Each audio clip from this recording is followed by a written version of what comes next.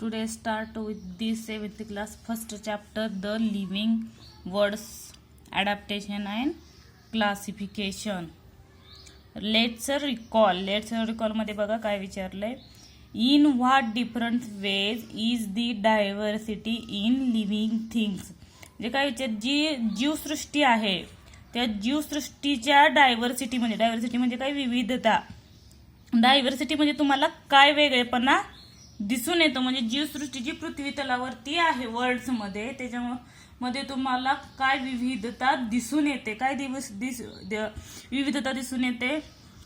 तर structure of the body is a different म्हणजे प्रत्येकाचं बॉडी स्ट्रक्चर कसं आहे डिफरंट आहे. ह्युमन्स असतील प्लांट्स असतील डॉग्स असतील कॅट्स असतील रोज असतील प्रत्येक अॅनिमल असू दे ना प्लांट असू दे प्रत्येकाचं बॉडी स्ट्रक्चर कसं आहे डिफरंट आहे. आणि काही प्रत्येकाचा कलर प्लांट असू दे अॅनिमल्स असू दे कसं आहे ॲज अ डिफरंट त्यांच्यात डायव्हर्सिटी सुद्धा काय दिसते आपल्याला डिफरंट दिसून येते. Of the different of shape colour size हे काय येईल डिफरंट दिसून येते. बघा आपला point. A great variety of plants is found on the अर्थ म्हणजे अर्थवरती काय भरपूर प्रमाणात व्हरायटी दिसत आहेत कशाच्या ऑफ प्लांटच्या. Next some plants have colourful flowers. Some plant म्हणजे काय काही झाडे म्हणजे काही प्लांट कसे आहेत ऑफ कलरफुल फ्लावर्स म्हणजे काही झाडांना तुम्हाला काय दिसून येतं वेगवेगळ्या कलरची रंगाची फुलं आलेली दिसून येतात. प्रत्येक झाडाला फुलं असतील असं पण नाही ना. Next some plants grow in water. Some plants grow in water म्हणजे काही जे प्लांट आहेत ते कुठं ग्रो करतात तर वॉटरमध्ये कुठले लोटस असतील फंगी असेल हे कशात असतात बाकीचे बरेचसे आहेत ते कशात येतात तर वॉटरमध्ये ग्रो झालेले दिसून येतात. Next where some are to be found in deserts which have a scarcity of water.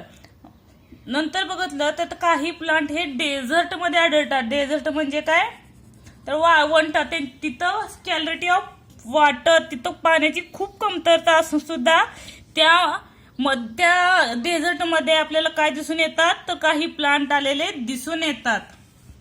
Next some plants are found only in snowy region. त्यातील सम प्लांट कुठं ग्रो झालेले दिसून येतात तर स्नोई रिजन मध्ये.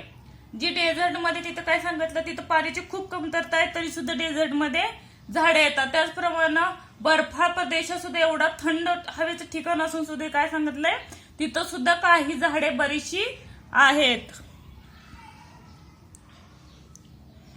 सम plants cannot be seen without a microscope. काय सांगितलंय जी काही झाडं आहेत सम प्लांट काही जी झाडं आहेत ती काय सांगितलंय सम प्लांट्स कॅनॉट म्हणजे आपल्याला दिसू शकणार नाहीत कशाला विदाउट अ मायक्रोस्कोप. म्हणजे सूक्ष्मदर्शी शिवाय आपल्याला दिसू शकत नाहीत इतकी सूक्ष्म झाडे आपल्याला पृथ्वीवरती दिसतात की ती फक्त मायक्रोस्कोप खाली आपल्याला दिसून येतात. नंतर whereas some are huge in size. तर काही झाडांची साईज कशी आहे खूप मोठी आहे प्रचंड. हग इन साईज म्हणजे काय हग म्हणजे काय मोठा. Like plants animal to show diversity. आपल्याला प्लांट आणि ॲनिमल मध्ये काय दिसून येते डायव्हर्सिटी विविधता दिसून येते. Next some are unicellular. त्यातील काय आहेत अजून युनिसेल्युलर आहेत. युनिसेल्युलर मध्ये काय येतात कुठले ॲनिमल्स येतात युग्लिना पॅरामेशियम अबिंबा हे काही ठराविकच आहेत ते कशात येतात युनिसेल्युलर मध्ये येतात. नेक्स्ट काय आहे मल्टीसेल्युलर मध्ये काय येतात डॉग कॅट प्लांट्स असतील ह्युमन्स असतील हे कशात येतात तर मल्टीसेल्युलर मध्ये येतात. Next some are vertebrate. काही ॲनिमल्स काय दिसतं आपल्याला व्हर्टिब्रेट आहेत. व्हर्टिब्रेट म्हणजे काय? पाठीचा कणा असलेले. एक्झाम्पल काय येईल?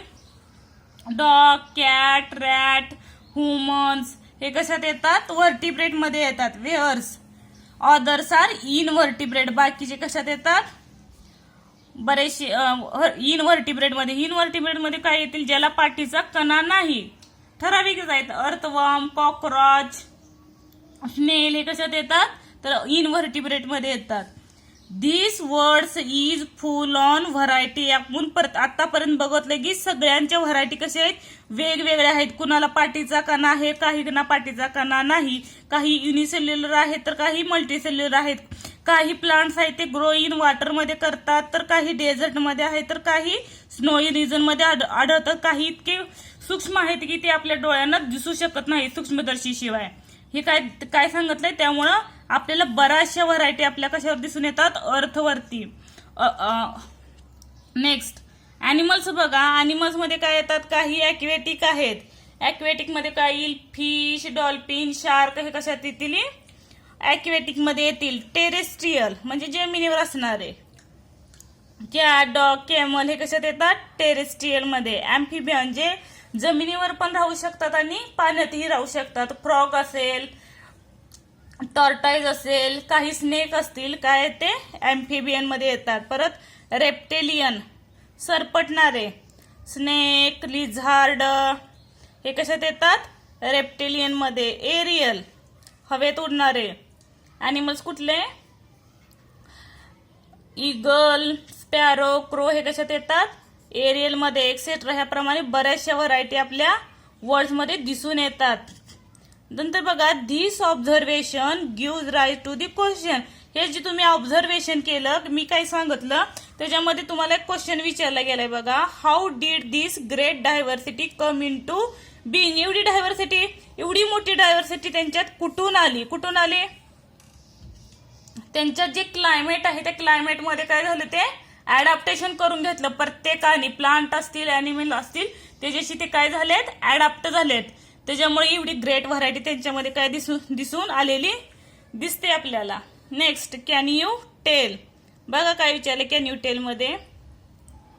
R the plants and animals from Kashmir and Rajasthan of the same time. बघा, काश्मीर आणि राजस्थान मध्ये प्लांट अँड अॅनिमल सेम प्रमाणात आढळतात, सारखेच आढळतात का? काश्मीरमध्ये बियर आढळतं, राजस्थानमध्ये आढळतो का? नाही. जर राजस्थानमध्ये कॅमल असेल तर काश्मीरमध्ये आढळतो का? काही नाही. नो. कारण तिथील जे क्लायमेट आहे दोन्हीकडचं कसं आहे? ॲज अ डिफरंट आहे. एकीकडे कोल्ड आहे, एकीकडे हॉट आहे. नेक्स्ट बघा, can you elaborated on any differences between two. ह्या दोन्हीमध्ये तुम्हाला काय डिफरन्सेस दिसून येतील? काश्मीरमधली जर ट्रीज बघितले तर कसे आहेत ते? कोनिफेरस लाईक पाईन, देवदार ही झाडे कुठे आढळतात? तर फक्त ते काश्मीरमध्ये आढळतात, राजस्थानमध्ये आढळत नाहीत. राजस्थानमध्ये कुठले आढळतात? कॅक्टर, ॲक्सिया हे झाड म्हणजे जिथं काटेरी आहे, ज्याला काटे जास्त आहे, ती झाडं फक्त राजस्थानमध्ये आढळून येतात. आणि जी उतरती आहेत, कोणाचा ज्याचा आकार आहे, ती झाडं काश्मीरमध्ये दिसून येतात. आणि अॅनिमल्स मध्ये बघितले बियर,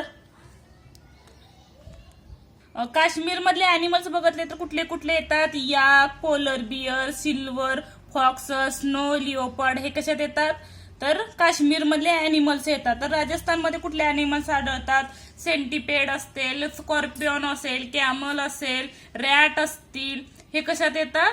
तर राजस्थानमधले आढळणारे अॅनिमल्स आहेत. पण हे दोन्ही सेम ठिकाणी आढळत नाहीत. प्रत्येक ठिकाणी त्याचे अडॅप्टेशन झाल्यामुळे ते प्रत्येक अॅनिमल्स वेगवेगळे आहेत.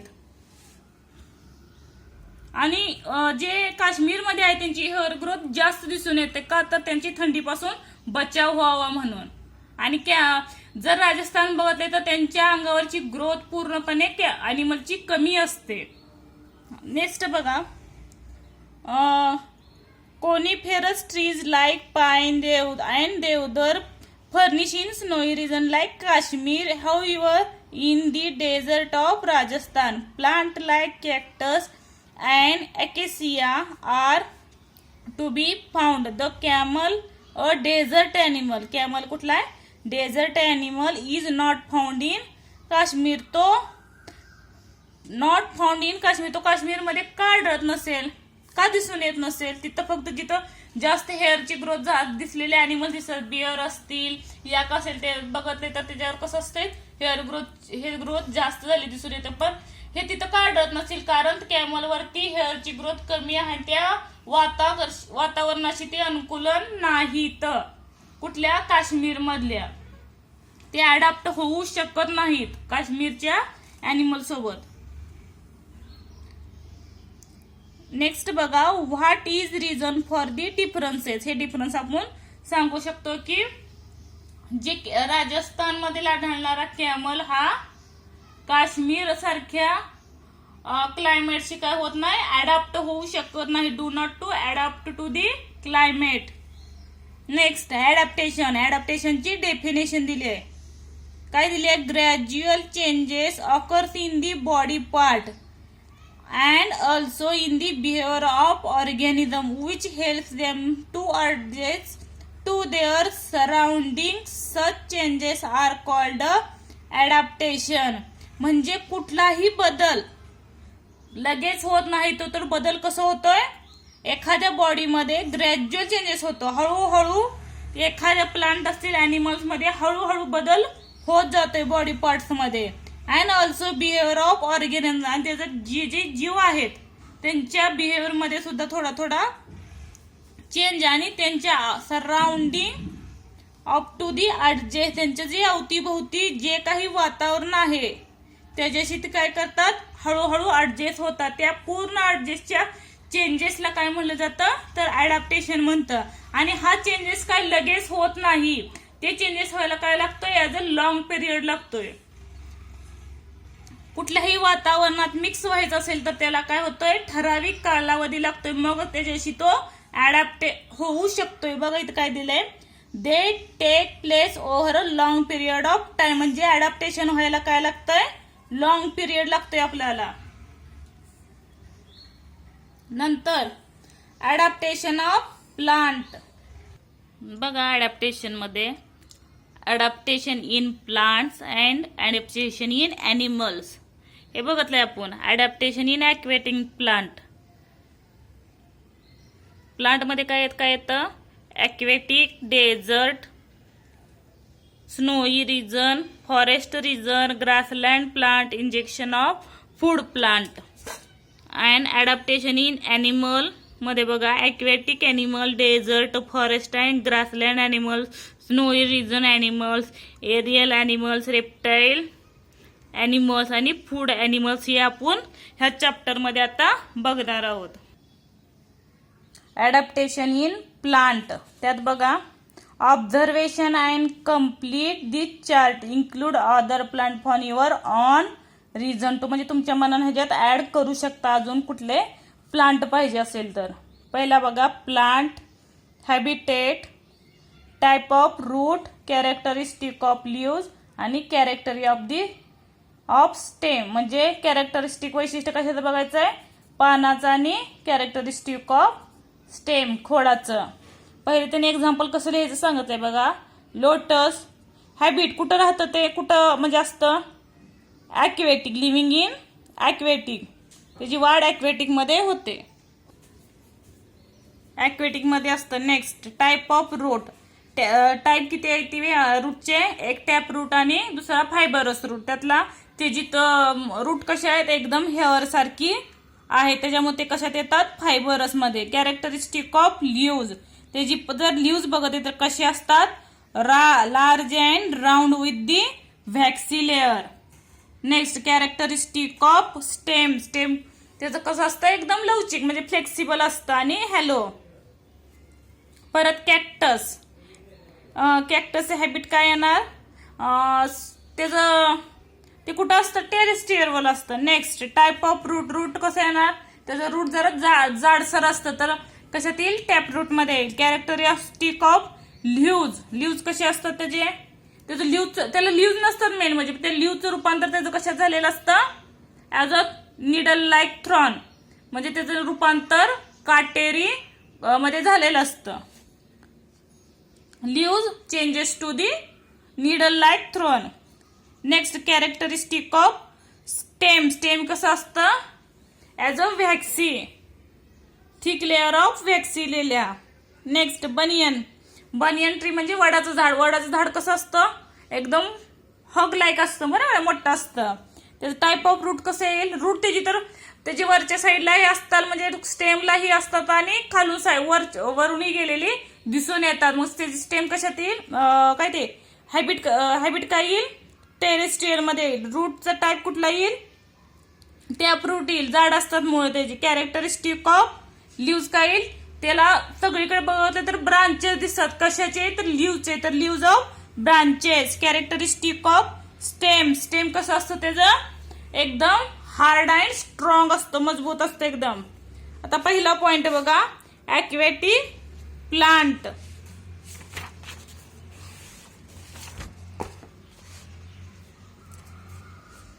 ॲक्वेटिक प्लांट मध्ये बघा, some of aquatic plants are firmly rooted in the soils in the bottom of the water bodies. जे काही पाणी आहे बघा, हे जे काही पाणी दिसतं, ह्या पाण्यामध्ये त्याचे रूट कुठं दिसतात? फर्मली अडकून दिसलेले दिसतात का याच्यात? इथं रूटेड इन दी सॉइल म्हणजे मातीत पकडलेले दिसतात firmly. There stem are submerged while leaves and flower float on the surface. ह्या फ्लावर म्हणजे झाडाचं जर पार्ट जर बघितला, हे काय? लिव्ज आणि फ्लावरचा पार्ट कुठं आहे? फ्लोट ऑफ दी वॉटर म्हणजे ही पाणी आहे. पाण्याच्या वर काय झालेलं दिसतोय? फ्लोट झालेला आपल्याला दिसून येतं, म्हणजे तरंगतोय वर. ऑन दी सरफेस म्हणजे ह्याच्यावर सरफेस वरती तरंगलेला दिसून येतोय. Next, however some plants are entirely unfloat म्हणजे सगळेच प्लांट काय जे काही पाण्यात आहेत, पाण्यात मधले सगळेच प्लांट काय सरफेसच्या वरती फ्लोट करतात का? तर नाही. तर काही एंटायरली अनफ्लोटेड आहे. दिसते बघ, इथे एक झाड आहे, ही शेवाळ. काही वरती तरंगतात तर काही पाण्याच्या आतच असतात, unfloat. Next, their root are not anchored in the soil. त्याचे रूट कसे असतात? अँकर्ड म्हणजे त्याला काय मजबूत पकडलेली घट्ट नसतात. काय तर रूट म्हणजे पाणीमध्ये आज्यातच असतं त्याची मुळे. Next, the surface of leaves and stem of many aquatic plants are covered with the waxy layer. म्हणजे काय सांगितले बघा, the surface of the leaves and stem of many म्हणजे जे काही पाण्यात आढळणारी जी काही प्लांट आहेत, ते प्लांट जेवढे जास्त प्रमाणात त्यांच्यावर कशी लेअर असते? व्हॅक्सी लेअर. व्हॅक्सी लेअर म्हणजे मेणासारखा थर त्यांच्यावर जमा झालेला असतं. का? तर त्यावर पाणी टिकून राहणे आणि त्याच्यामुळे ते खराब होत नाहीत, म्हणून त्याच्यावरती काय असतं? With the waxy layer. बऱ्याचशा लिव्ज आणि स्टेम वरती कसं असतं? Covered with the waxy layer. नंतर बघा, leaves of some aquatic plants are thin and cylinder like a ribbon. त्याचे जर लिव्ज बघितले ॲक्वेटिक प्लांटचे तर ते कसे असतात? थिन. थिक आणि थिन दोन असतात बघा. THIC. थिक म्हणजे काय? जाड. आणि थिन म्हणजे काय? पातळ. ह्याची पानं कशी असतात? ती ॲक्वेटिक प्लांटची thin and cylinder like a ribbon. एखादी रिबिन कशी पातळ असते ना, त्याप्रमाणे ह्याची लिव्ज असतात. The shape helps them the विस्टँड फास्ट करंट ऑफ वॉटर. हा जो म्हणजे प्लांटचा जो शेप आहे, म्हणजे पातळ म्हणजे एकदम फ्लेक्सिबल जे आहे हे रोप, त्यांचा कशासाठी उपयोग होतो? तर जेव्हा एखाद्या पाण्याचा फास्ट प्रवाह चालू होतो, विस्टँड म्हणजे काय? प्रवाह. तो प्रवाह ते काय करू शकतात? सहन करू शकतात. त्याच्यामुळे त्याची झाड त्याप्रमाणे ते अडॅप्ट झालेले आहेत पाण्यामध्ये. कितीही प्रवाह आला तर त्या झाडांना काही होत नाही. हाय अशी झाडं, ते प्रवाह थांबले हाय अशी झाडं उभी राहतात वॉटरमध्ये. त्याच्यामुळे त्यांच्यात अडॅप्टेशन झालेलं दिसून येते. बघा नंतर, air space in stem and petals of aquatic plants are use for floating in water. त्याचे जे पिटल्स आणि स्टेम आहेत ते ॲक्वेटिक प्लांट कशासाठी यूज करतात? ते फ्लोटिंग ऑफ वॉटरसाठी. Use your brain power. बघा काय विचारलंय. Why does water trickles off lotus leaves. जे काही लोटसचे लीव्ज असतील त्या लोटसचे लीव्ह जी आहेत, ही पानं आहेत, ही पानं दिसतात, ह्याच्यावर जेव्हा वॉटरचे ड्रॉप पडतात ते ड्रॉप ह्याच्यावर का साचून राहत नसतील, वरगळून खाली पडतात. आळूची जर पानं बघितली घरी असतील तर त्या आळूच्या पानावर सुद्धा काही वेळा ड्रॉपलेट पडतात. बऱ्याचशा पानावर बाकीच्या राहतात. झाडावरती चेक करून बघा. आता पाऊस चालू आहे तर त्याच्या झाडावरती काय राहतं, पाण्याचे ड्रॉप आपल्याला दिसून येतात. पण ह्या झाडाच्या जे पाण्यातील जी पानं आहेत किंवा आळूची पाने, त्याच्यावर जेव्हा पाण्याचे थेंब पडतात ते ओरघळून खाली का पडतात, त्याच्यावरती का साचून राहत नाहीत, का तर त्यांच्यावरती काय तयार झालेलं असते, एक प्रकारची वॅक्सी लेअर असते. वॅक्सी लेअर मुळे काय होतं, ते पाणी त्याच्यावरती राहत नाही. सेकंड बघा. Why do not the leaves of the plant rot in water. ह्याचं मला म्हणजे बघा, द डोंट लीव्ज म्हणजे पानं जी काय करतात, don't leaves plant rot in water म्हणजे ते रोट म्हणजे काय, सडून जाणे. जेवढी पानं म्हणजे झाड ॲक्वेटिक प्लांट मध्ये जी काही प्लांट आहेत ती सडून का जात नाहीत, कशामुळे सडत नसतील त्याची पानं वगैरे, तर त्यांच्यावर काय असतं, covered with the waxy layer. त्यांच्यावर एक प्रकारचं मेनचट थर असतो, त्याच्यामुळे ते काय होत नाहीत, सडून जात नाहीत. Rot in water. Why are the plant root short and fibrous. म्हणजे जी काही प्लांट ॲक्वेटिक प्लांट आहेत ती काही म्हणजे जी रूट ते जी शॉर्ट आणि म्हणजे तंतुमय का असतात, छोटेशी आणि तंतुमय म्हणजे केसासारखी का असतात, का तर जो काही पाण्याचा प्रवाह आहे, विस्टँड of the water, fast current of water, ते काय करू शकतात, ते सहन करण्यासाठी त्यांच्यात रूट शॉर्ट आणि फायबर असतात. हे उत्तर इथं आहे बघा. एअर पेस ऑफ स्टेम विस्टँड of fast current of water helps. म्हणजे कितीही त्याचा प्रवाह, पाण्याचा प्रवाह आला तर ते सहन करू शकतील. कोण, ऑफ दी रूट.